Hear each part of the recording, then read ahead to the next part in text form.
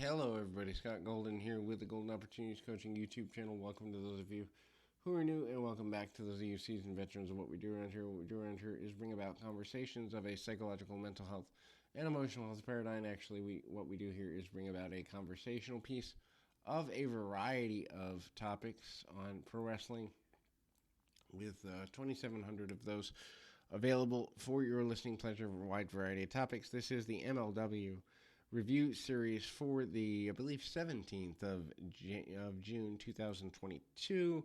MLW continues to be a strong enough product. However, quite honestly, they are not in a position of being as strong as they used to be, although the crowning of a new featherweight champion is here, which is a good thing. And so Joe Dombrowski and Rich Bocchini welcome us to the 2300 Arena in Philadelphia, otherwise known as the former ECW Arena, for this Fusion episode. And the set of tapings, they run down tonight's card, including the main event, the inaugural MLW World Featherweight Champion, plus three-way tag match, tag team titles between Calvin Tankman and EJ Nokia, 5150, and the Von Erichs. Gangrel with Holiday, Dr. Dax, Mini Abismo, Negro, and Aziz defeat Bud Heavy. Basically, strange, where at ringside Gangrel takes Heavy off the top rope with an impressive bulldog before putting him through the Impaler DDT for a quick pinfall. Strange, Sage gets their shots in after the match before cutting a tease to Richard Holiday, making a statement about tonight, his impressive pinfall victory over Alex Hammerstone last week in the Trios tag match. We then see a video recap, increasing tension between Jacob Fatu and Caesar Duran over the last several weeks, leading to an announcement of the Weapons of Mass Destruction match next week between the rivals Mattis Kruger. Later in the night, we also were told the rules will be pinfall, submission, and surrender, no time limit, and ringside area will be weaponized and fortified with military-grade equipment and mysterious weapons changed in the arena, and anything goes. MLW Tag Team Champions Hustle and Power, Calvin Tankman and EJ Nakuda defeating 5150, Danny Lamlight, Rivera, and Hernandez, and the Von Erichs, Marshall, and Ross to retain the titles. Los Maximos, Joel and Jose are on international commentary team, while the interview queen Alicia Atut tried to question the Von Erichs and their choice of teaming up with Hammerstone last week in a pre-recorded interview. However, Marshall and Ross didn't bite and they blow her off. This Texas Tornado style match, action packed. All three teams are filled with spots and mayhem all over the place. Maximos entering the tag division will be eminent, as one would expect. Limelight and Tankman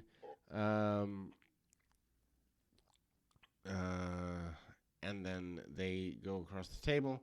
Von Erichs and the champions hold their face-to-face confrontation, which is decent enough to see. Rivera hits a big no-touch plancha, everyone at ringside, but then shown up by his bigger, taller partner, and Hernandez taking to the air, diving over everyone at ringside as well. 5150, then hits 456. Head crack on Ross Von Erich. Ross is on Hernandez's shoulders while Rivera hit double foot stomp off the top rope. Hernandez follows up with a Death Valley driver, and they added salt to the wound a little bit here.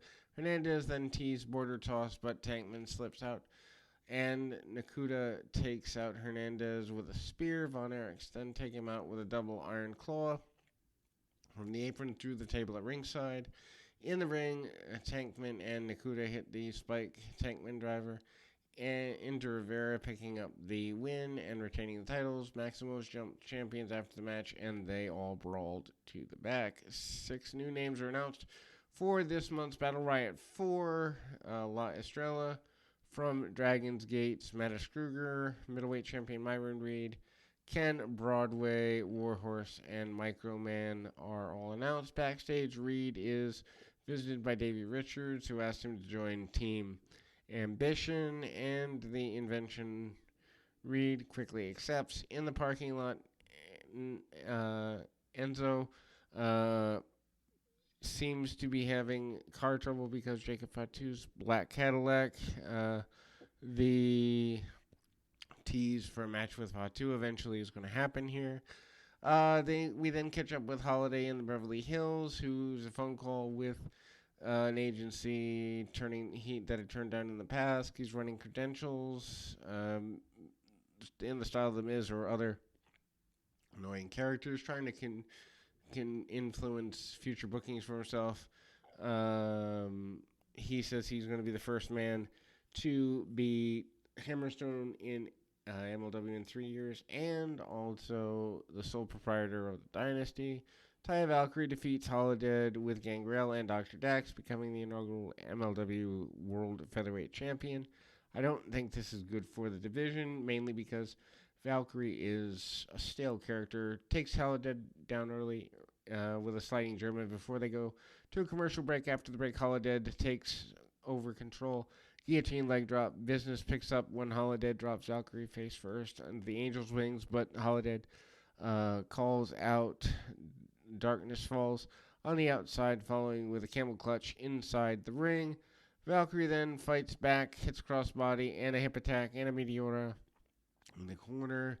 Holodead fights out with the Road to Valhalla, hits a spinebuster, and a jumping Unprettier to close the near fall with the Strange Sage member. Then Aziz runs out, offering instructions to Holodead. Valkyrie then ties up Holodead with the surfboard, stomping her head into the mat before locking on another FTF, and crossbowing her, picking up the submission victory and being the first MLW Women's Champion.